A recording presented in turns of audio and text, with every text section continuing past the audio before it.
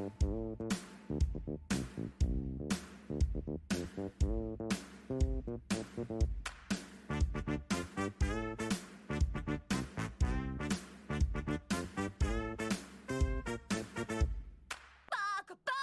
everyone, welcome to the Weeb initiative. I'm your host, the Weeb.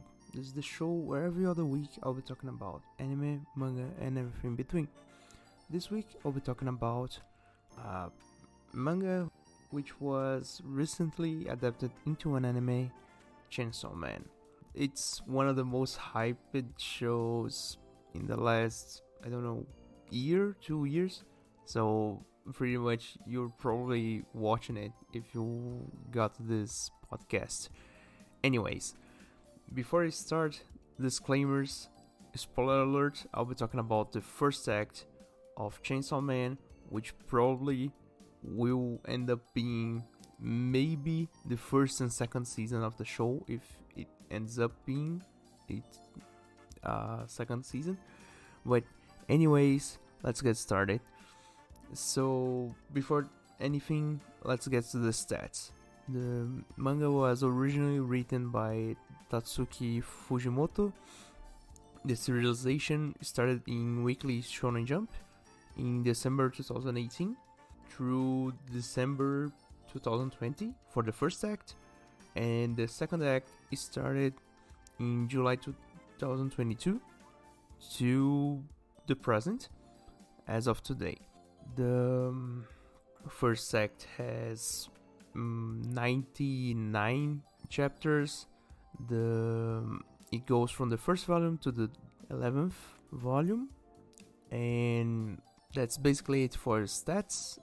So let's start with the story. Before I start with the story, let me bring you up to speed with the world building that happens. It's really fast, and you need to for the first 7 chapters, I would say the first volume, most of the world building is already explained, but for easier explanation here, I'll just start with the world building. So in this world, we are in the late 80s. It's never really explained, but from what we can gather, it's most likely the early 2000s, more or less, late 90s, something like that. From what I remember, there is no mention of smartphones and all, so I would say it's not even the 2010s, but anyways. So first, for the world building, in this world we live in a society which has contact with devils and fiends.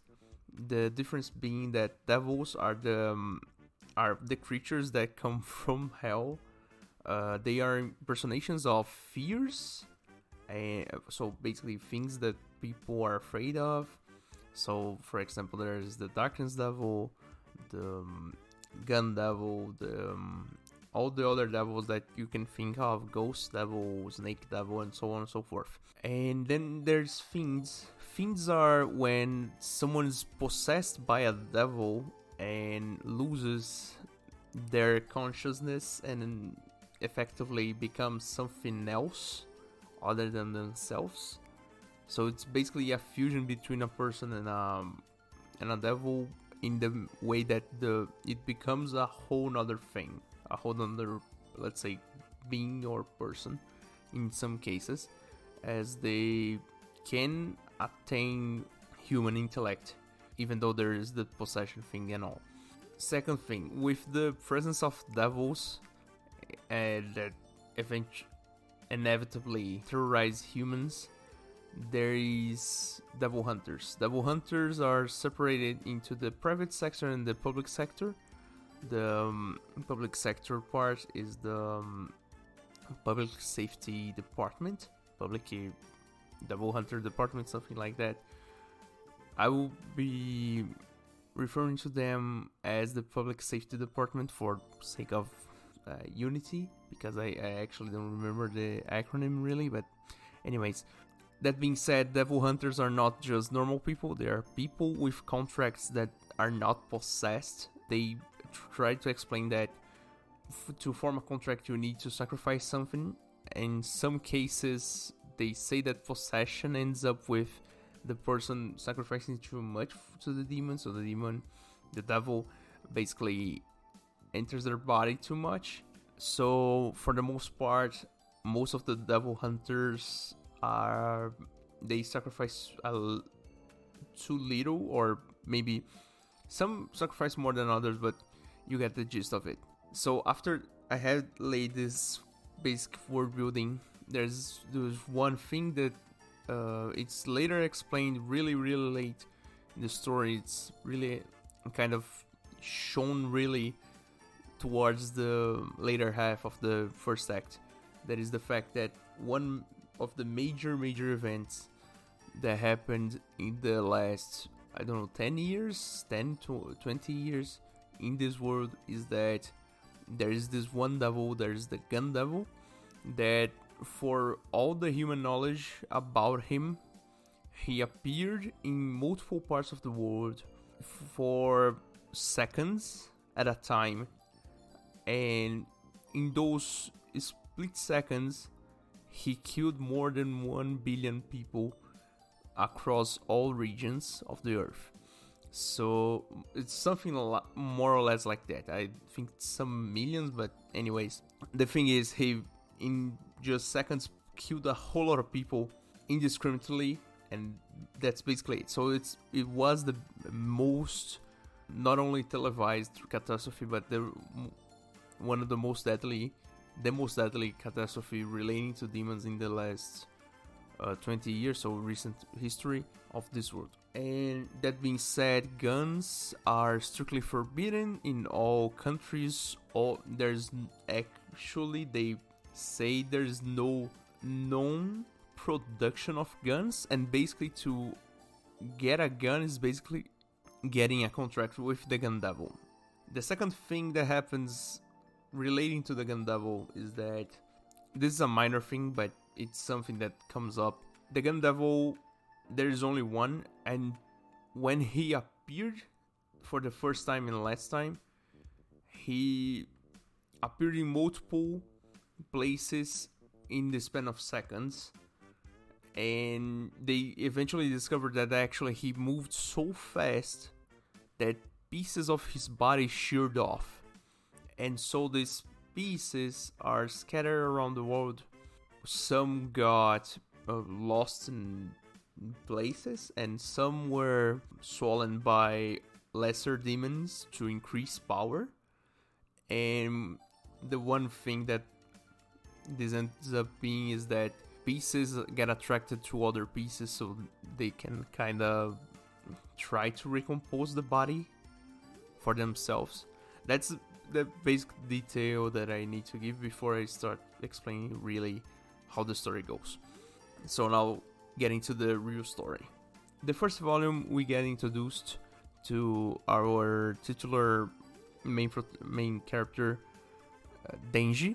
He, from what I can remember, he does not have a surname because he has no family.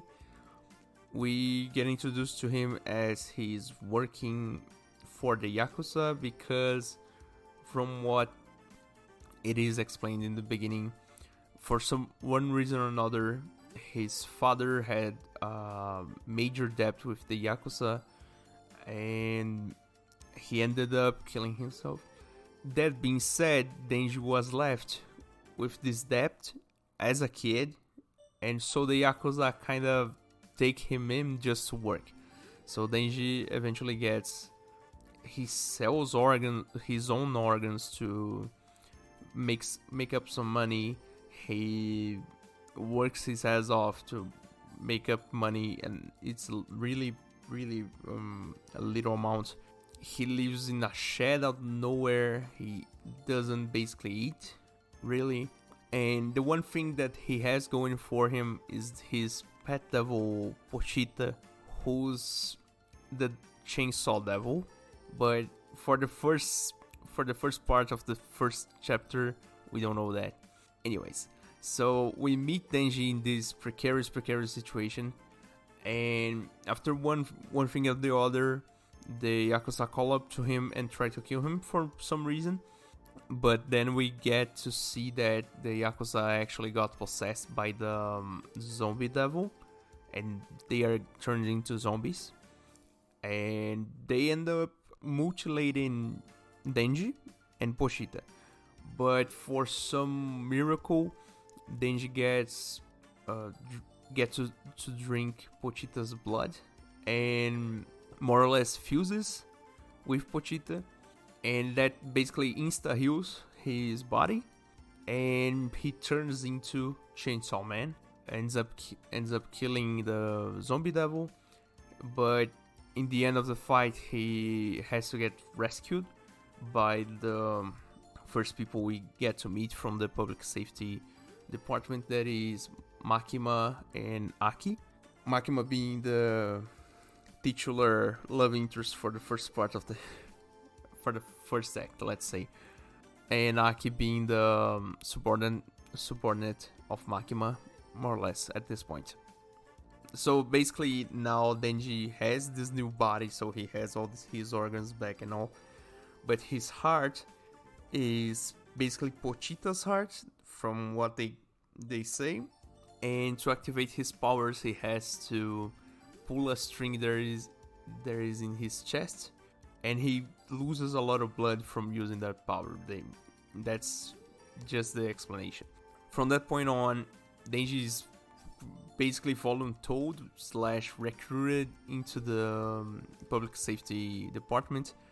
He gets to finally live a somewhat normal everyday life, and from that point we get to see the first let's say the first characteristics that make up Denji as he is. So he's simple-minded, he's dumb in most ways, he's basically analphabetized, I don't know if that's a word in English, but he didn't go to school, he doesn't know all the kanji, he's really dumb also, he's gullible as all heck, and for the most part he's the more or less normal shonen protagonist.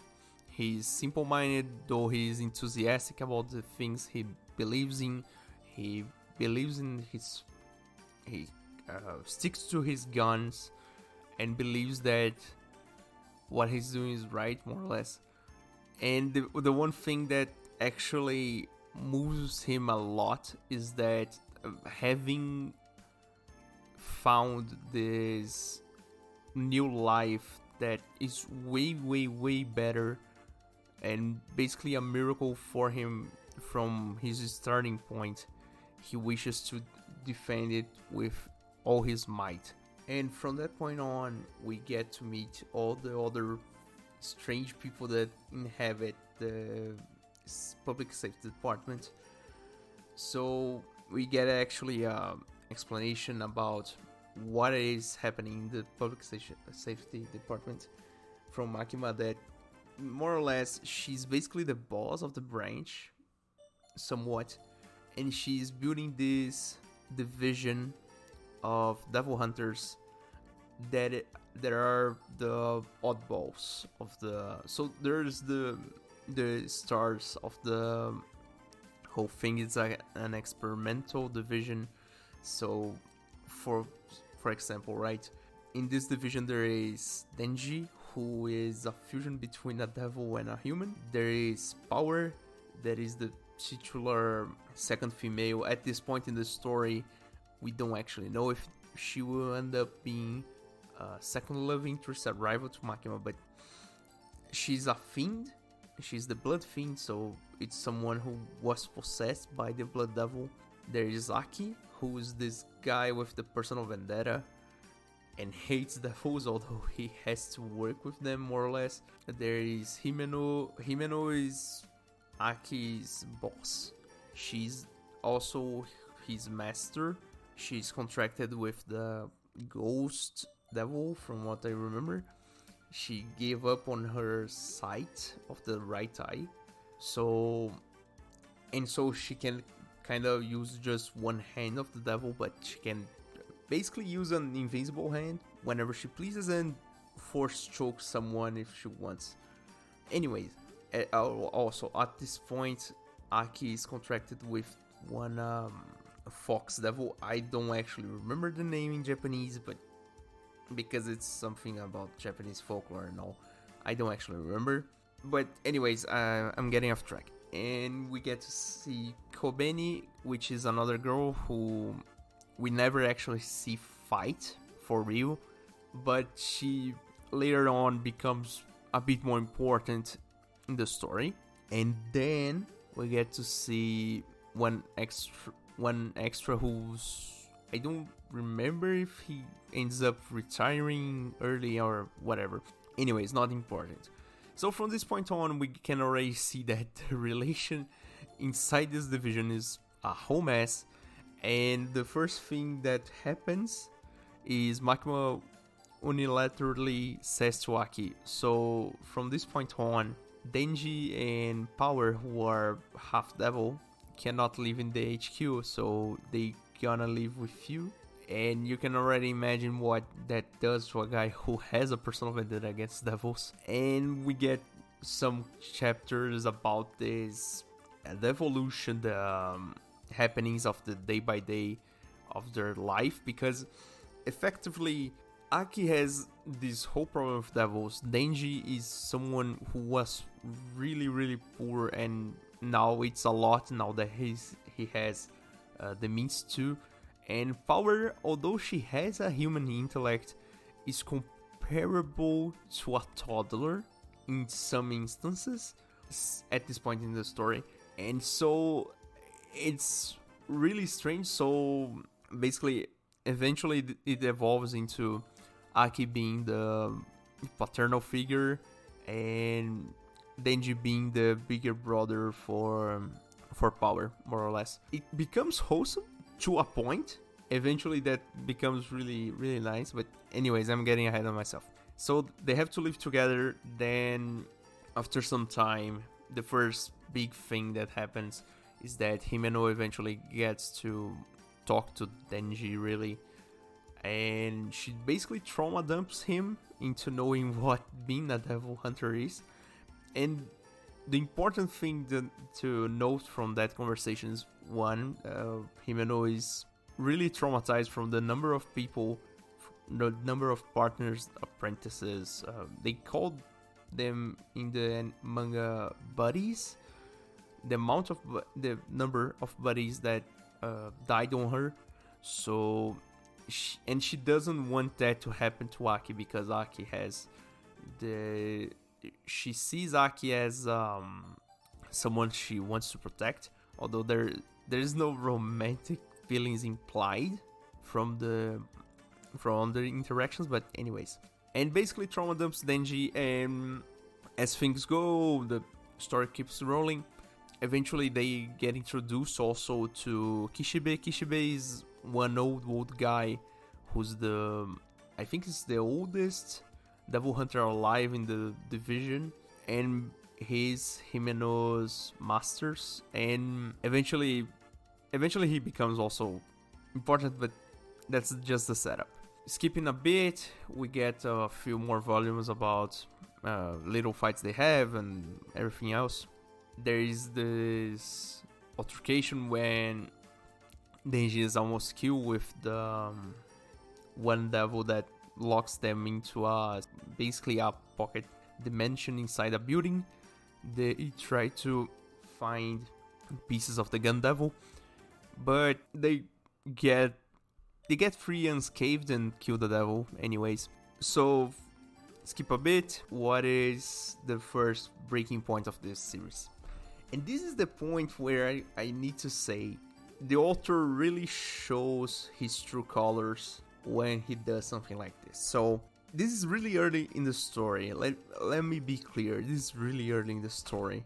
It's really near the first half of the first act. For some reason, the public safety department gets attacked by a whole lot of, I don't want to say hobos, but a whole lot of random guys with guns in the street. Really just guerrilla warfare kind of deal. And a whole lot of people die.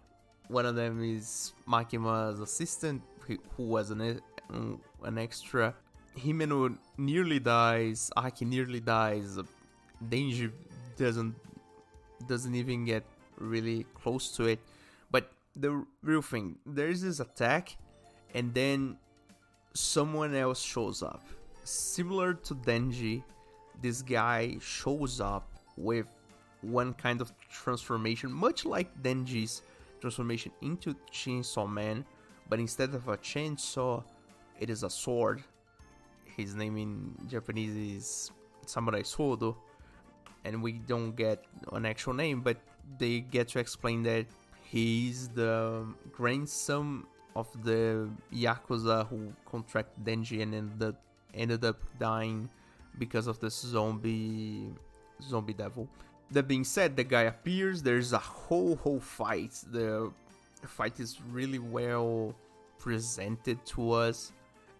Some frames, I would say, are really confusing. You need to really take a step back because it's one of the mangas that have a whole lot of details in black, so eventually you get lost in the contours of things. It's just a nitpick by my part that I want to say. But the guy doesn't actually die by the end. They kind of get out of there and all, but they get out, but for a price. There's this one part where Aki is trying to defend everyone because Himeno at this point took a bullet to the chest and is hanging by a thread, but she's kind of okay, but not really. And Aki is fighting this guy with a sword because obviously, and there's this one move he does that more or less almost kills Aki, and in that split second, Himeno just says to her devil that take all my body, I don't care, just don't let Aki die. And so she evaporates basically, but the guy's thrown out of the building they were on, more or less. He doesn't actually die, that's the important bit, but Himeno dies. In that moment, Himeno dies. And to this point, you get to see that for this author, Tatsuki Fujimoto, there's no attachment to any characters. No characters are really sacred. No characters are essential. All the characters are there, and if they die, they die. That's the first thing that really grabbed me about this story, because it is an author that does not create convenience to preserve a character. If he dies, he dies. That's the thing. And we will see moving forward that this ends up being really true and happens a lot. Anyway, so let's get going. So there's this one major breaking point, then there's this attack, Himeno dies, Aki's really badly injured because we also discover that Aki has two swords. There's one sword that he can't use, and then more or less he just uses the power of the devil he has a contract with to fight. But when that all else fails, he pulls out the sword, and this sword takes up his lifespan to basically guarantee a kill, more or less. And the sword itself says that Aki has only 2 years of living left from the amount of power he actually used just on that one fight. So that's a major breaking point, right? Because Aki at this point is a really important, really important character, but he has an expiration date, more or less. And then we get to see the repercussions of everything. So basically, the division got a whole lot of losses from this attack. Makima forces. It is needed, and they actually show that Hishibe is tasked with training Power and Denji, because Power and Denji, although they have good powers, they don't actually know how to fight, so they don't have the awareness of fighting, they don't have the technique, they just flail around and hope for the best, more or less. And from the other side, Aki loses his contract with the Fox Devil. I don't actually remember the explanation they give, but basically he loses it, and then they coerce him into making a contract with the future devil. So he has kind of premonition powers, more or less. He can read people's moves more clearly, kinda. So from this point on, we get to see the training, more or less training montage and all. And a bit more things happen. There is this one kind of mini arc about Denji finding a girl that he actually likes outside of Makima. She ends up being someone like him who has a kind of fusion with a devil, so she can transform and ends up trying to kill him, and she basically dies, more or less. Later on, I will spoil that she doesn't actually die, but that's later. So there's this mini arc, and then we get to the second big arc of the second half. That is the start of the end of the first act. There is let's say, the hunt for Denji. So for one reason or another, someone starts a campaign to call up devil hunters from the private sector. So just weirdos, more or less, who hunt devils to kill Denji and get his heart. It's never really explained who invented this, but it is clear that at that point Denji is a target, and so they get a bodyguard and new people to fill in for the losses that we had in the first attack. That being said, right, so we get this, I would say it's a good arc because it's a lot of back and forth, a lot of fights and a lot of things, but towards the end it kind of become really confusing. So from the start, so for one reason or another, there are a lot of weirdos called up to kill Denji. The first trio of weirdos are a trio of brothers from the US who have contract with the Masked Devil, from what I remember. So they have this one power that anyone that they kill, they can basically take the face, the hair, the physical appearance, and the voice of that person. They end up being killing someone who, for what we have seen, was really great, really strong, from the Kyoto branch of the Public Safety Department. I don't actually remember their names. That doesn't actually matter at this point. But they ended up killing them and taking their faces. But they don't actually end up doing anything, because one brother dies while Power's doing God knows what with a car and gets run over accidentally and ends up dying. The second one kind of goofs out and does absolutely nothing and gets killed. And the third one basically gives up after seeing two of his brothers dying.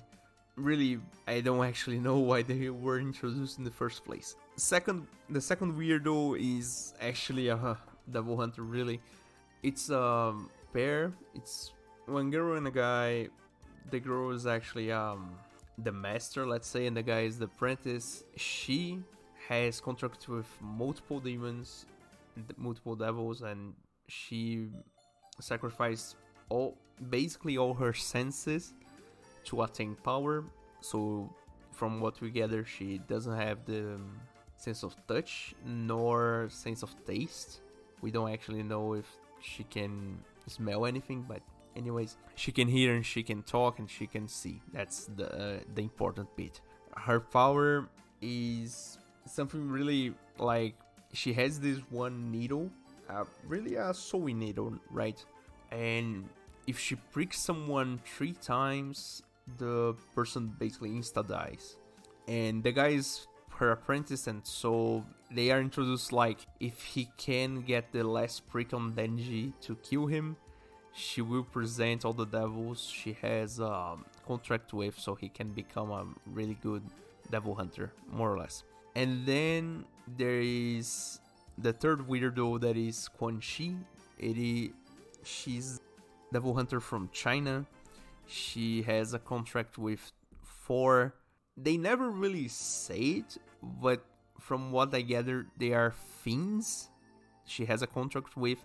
So there are 4 girls, each more strange than the last, and I cannot clearly characterize them in an audio form. You need to read so you can see, but they are all weird except for maybe 2 of them who are less weird. One of them is basically something like a zombie Frankenstein. One is basically more or less a zombie, but it is a girl, but half her face is not melting, but she has a crack on her skull, which her brain is falling off for some reason. It's more stylistic than an actual thing, never really gets explained. But anyways, one of them is a devil from Chinese folklore that I don't actually remember the name, who has a single snake for a hair, and the other one is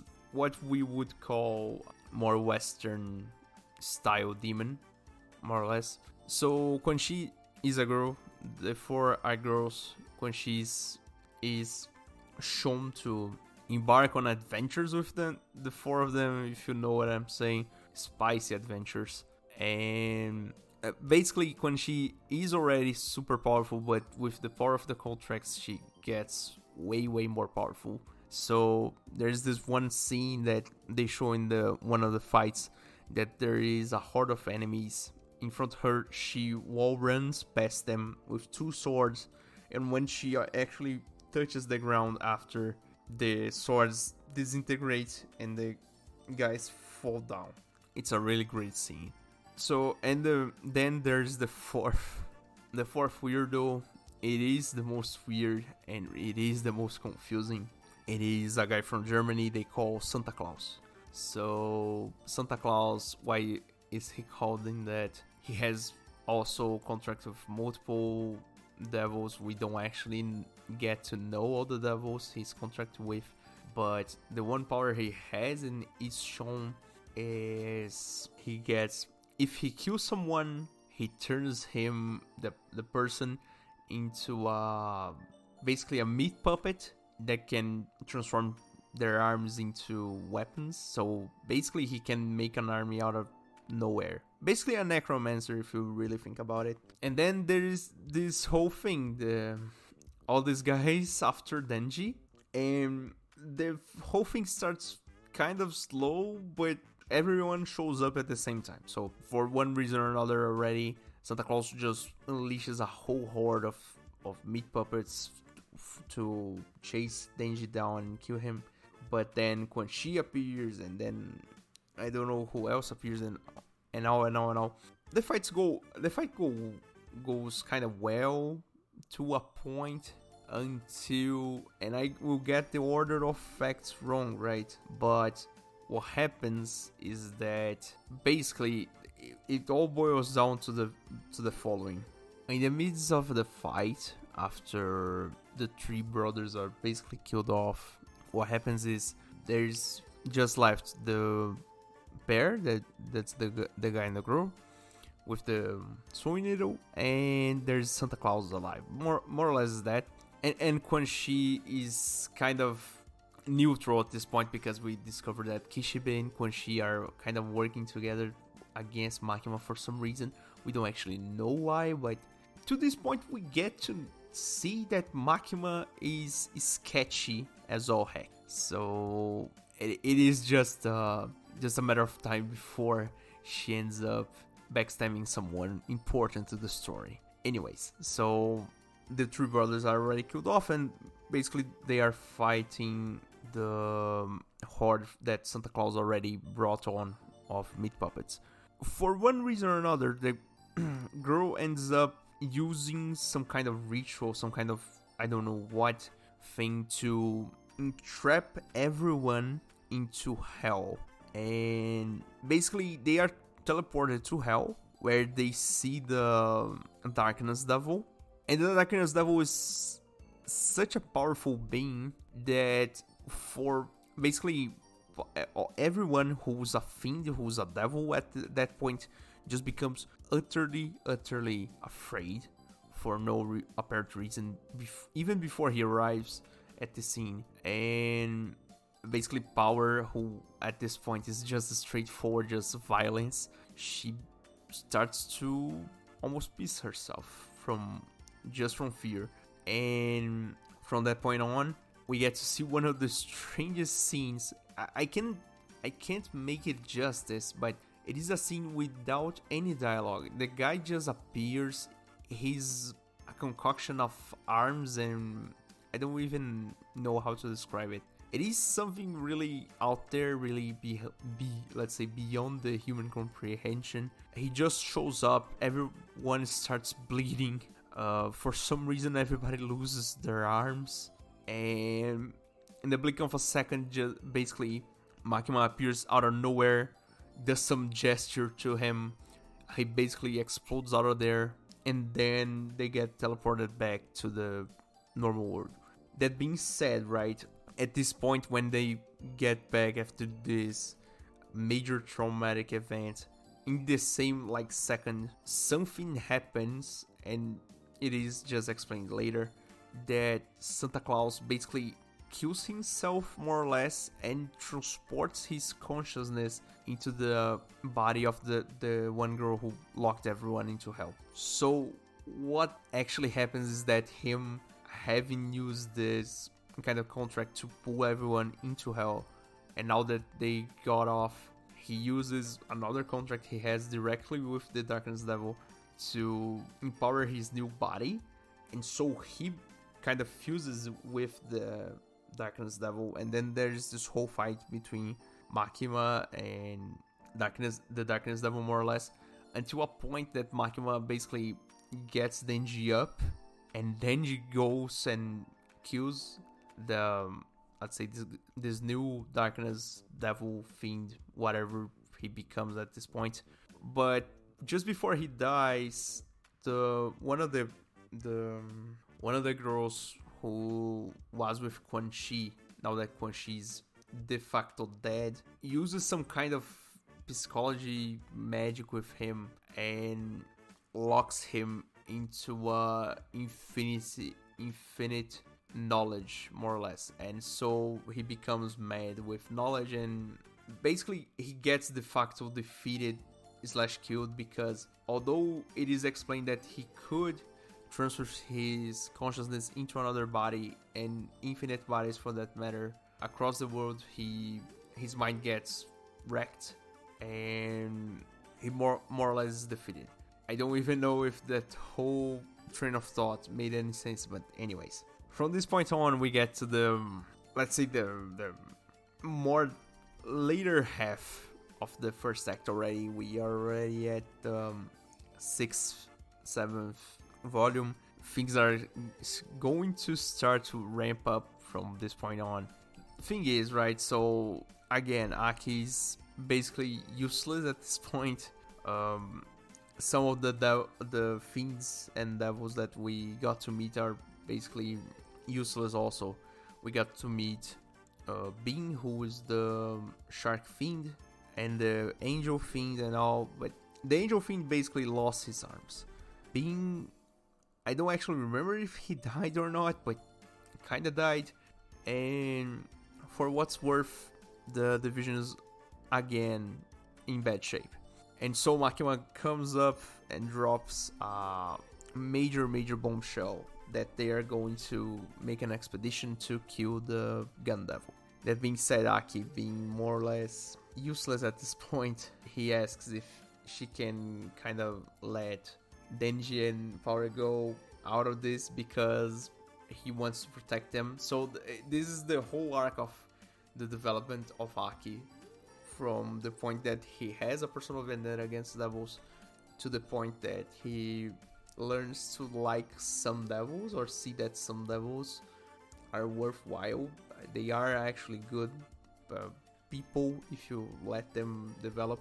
But anyways, that's that's not the real thing that I'm going to talk about. So there's this whole thing. They try to develop a whole lot of things around this expedition, and then we actually discovered that the Gandalf was more or less dead at this point in time because he cannot show up anymore and whatever. But then we get this exchange between Makima, the Angel Fiend, and Aki at a point the day before the expedition, let's say, when we actually learn that Makima manipulates a lot of people that she works with. So there's always this thing in the manga at this point that we see that Makima, she's clearly sketchy, but everybody loves her for some reason. And then we learn that actually one of the main contract she has is with the Control Devil. And the Control Devil, you can already imagine what it does to people and all. So we basically get this flashback of the Angel Fiend that actually when he came to be, he was living in an island with a family that actually loved him and all. And he has this blackout, and then when he comes to again, the family he was living with is dead, and Makima goes to rescue him. But then he remembers actually that Makima made him do it, so it's a whole mess. But at that point that he remembers it, the Gun Devil actually appears and starts firing at Makima. So, and Makima just uses some kind of... I'm not making any sense anymore. Let's start from the beginning. From this point on, the things get way too conceptual to actually explain. But Makima is so powerful that she can actually use any living being lower than her that she deems, because it's kind of a confidence contest, more or less. She can actually use lesser beings to see and hear and smell and all. So she actually can see everything. She's more or less omnipresent. Not omnipotent, but omnipresent. What happens next is that the Gun Devil appears again, and before it starts firing, the second before he starts firing, Makima makes some kind of pseudo contract with Aki and the Angel Fiend so that they sacrifice themselves to become part of Makima, and so Makima can absorb their powers. What happens next is that Makima tries to fight the Gun Devil alone, but for one reason or another, the next pain of the manga is Denji and Power at home, just hanging about, and the telephone rings. Denji picks up, and it is Makima, and she says, "Don't open the door. It is the Gun Devil." And so the door starts ringing, and he was like, "Hold on, that's a prank, right? There's no way the Gun Devil is here." And she goes, "Don't answer the door." And then he obviously goes and answers the door. And when he opens the door, it is really heavy stuff. The Gun Devil actually possessed Aki's body. And it all goes around again, because the one devil that made Aki have his vendetta was the Gun Devil. So it's a whole cycle of irony, because the guy who hated the Gun Devil the most actually got possessed by him, and now is trying to kill someone he was trying to protect, and the whole thing goes round and round. It's a really, really heavy visual. That's what I'm trying to say. So from this point on, the whole thing starts to go nuts, and so Denji kind of gets forced to kill Aki. And for the first time in this manga, we actually see Denji reaping the benefits of how much people he actually saved. And we get to see also how much people actually started liking the Chainsaw Man that they eventually see on TV after some of the fights. At this point, Denji and Aki start fighting, and there's this whole destroying a whole lot of buildings, killing a lot of innocent people in the mix. It is the first manga, and I need to note that it is the first manga that I actually read that when they throw a car with people inside, they actually show the people inside getting thrown around and the reaction and all, and the terror. It is a really good detail, I think, to differentiate the whole setting. Back to the thing. So after this, there's the whole fight. At one point, Denji takes a whole lot of damage, but actually civilians just come out and like, oh, drink my blood, please, just save me from that guy who's destroying everything. I have a job. I have to go to my job tomorrow. God damn it! And so people actually help, and he ends up killing Aki. And so that's trauma number 1 million for Denji at this point. And then we go to the more or less to the final arc. So there is this whole thing that is building up to this point. That is this stress moved with trauma, moved with a whole lot of other conflicts that Denji is building up in his, let's say, life after poverty. And eventually Denji just wants to give up, and so he kind of does give up to Makima, and he basically says, I want to be your dog, just take me whatever, and I don't want to think anymore. And yeah, that basically happens. That goes for about, I don't know, like 8 pages. And then the moment that it is you kind of get the vibe that it is going to be alright, the thing that happens is kind of really messed up. So at this point, when Denji actually gives up on everything, he moves into Makima's place with her, I don't know, like 10 dogs she has, and he actually becomes more or less a pet for her. So basically he free roams around all day and does absolutely nothing. But then one day the door rings, and then Makima just straight out says, get the door, I'll kill her. And so Denji's he kind of stops and says, what? And there is this whole tension in the scene, and when he wants to kind of touch the door, he hesitates. Makima, when the doors open, more or less, we see Power with a happy birthday cake, and the next frame of I cannot say it out loud, like, oh boy, and now that I remember it, it's so heavy, but you get the gist. Power's dead. At that point, Power's dead. And I was like, god damn, the author is crazy, man. And that's what I said.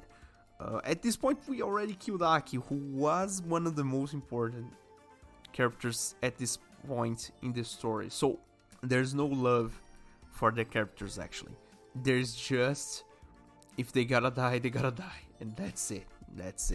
And from this point on, the whole story goes out the window. The explanations go really wild. I don't think I can really explain what happens next, but really being really just conceptual here, really just the concepts. Denji ends up fighting Makima. Makima ends up revealing a whole lot of more powers that we didn't know about, and the whole thing gets really strange because the way that he has to hard kill Makima because she can revive is really strange. The last pages of that arc are really, really strange. And then it ends up with Denji becoming the senior, let's say, devil hunter. And it is implied, but the story has not moved much since, so I cannot say, but it is implied that after Makima is dead, the devil that made the contract with her actually reappears, looks like her, looks like a small child, and ends up becoming Denji adoptive child, more or less. It is implied, it's not confirmed. I'm just saying my impressions about it at this point.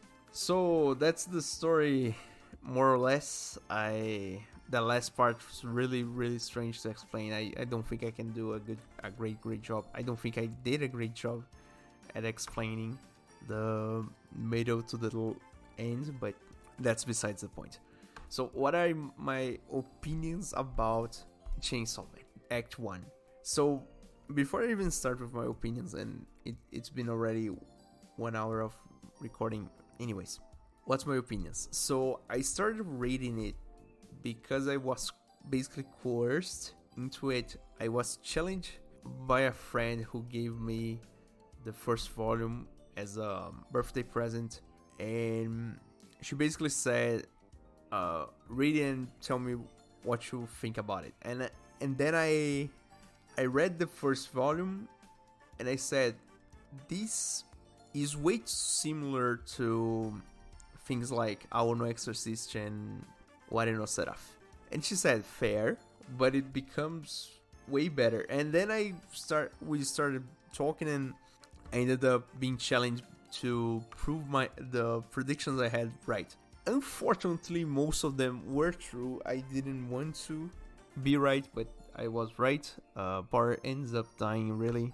It is just a quirky shonen, but I'm just talking to nothing at this point. Let's get back to what are my opinions. So the manga starts really close to What I Know Seraph and Our No Exorcist, in the way that Denji is really similar to Rin and Yu, from respectively simple-minded, enthusiastic, gluttons kind of characters. It is all from the same mode, but eventually it kind of grew into me to read it, because after him, and this is really just my opinion, right?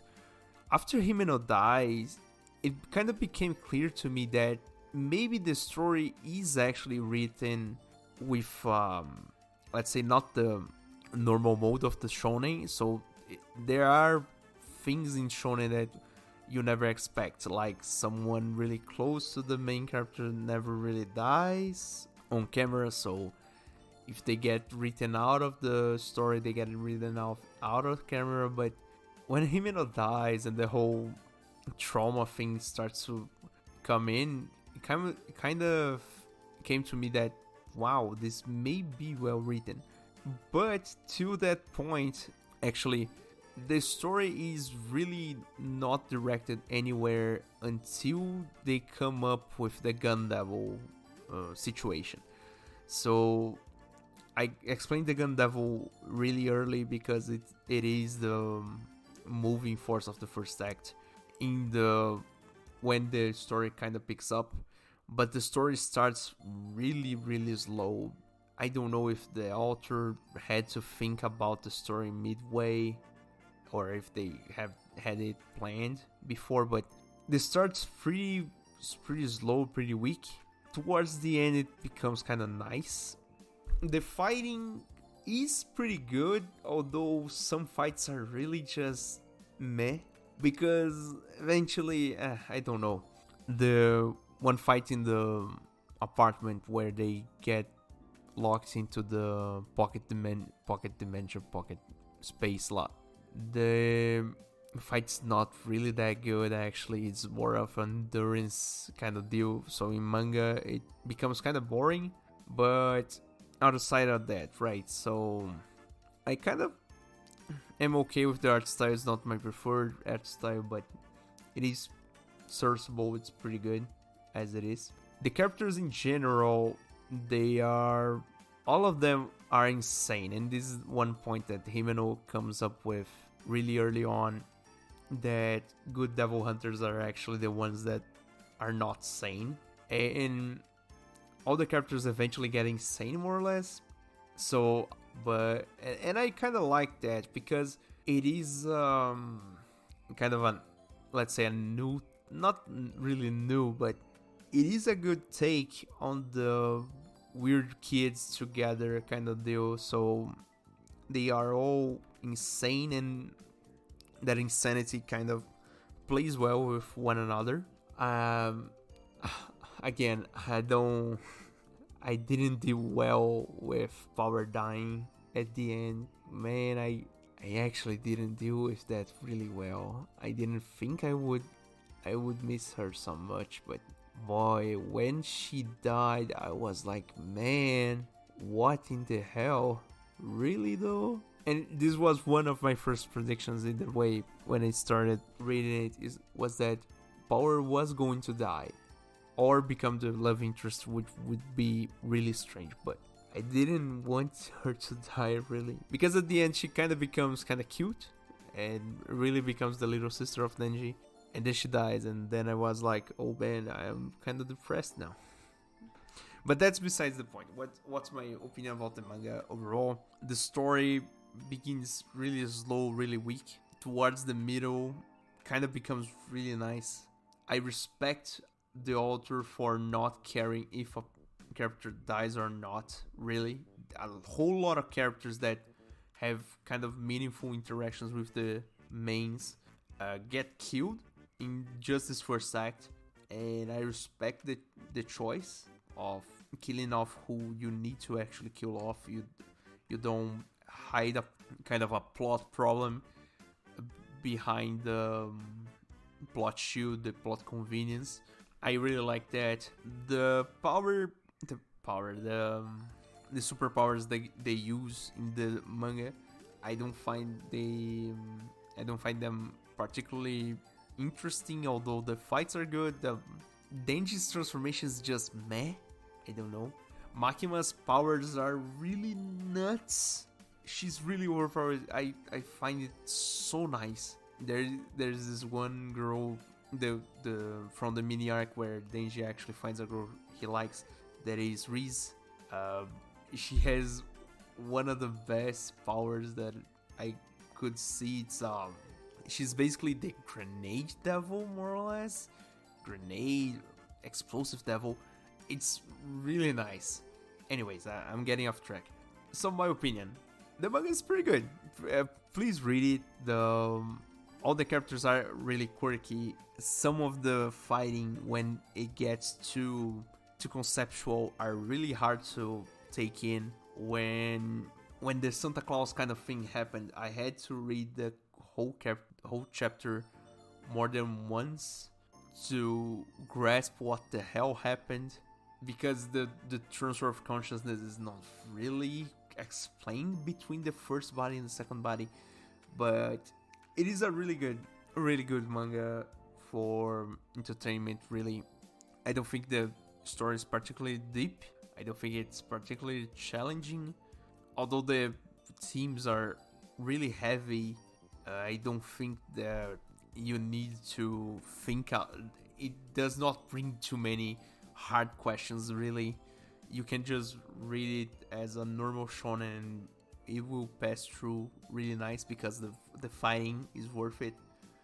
I don't know about the anime. I didn't watch it as of yet, so I don't know. But the manga, I can attest to, the manga is pretty good. That's basically it. I don't know how to keep this one going except saying the same thing. So that's basically my review for the first act of Chainsaw Man. Again, if you like what I do, if you like the show, if you like what I talk about, please please follow, please subscribe, depending on the platform you are on. Please share with a friend, share with whoever you can. Please join the Discord, and that's about it. I'll see you next time. I hope you stick around. Bye.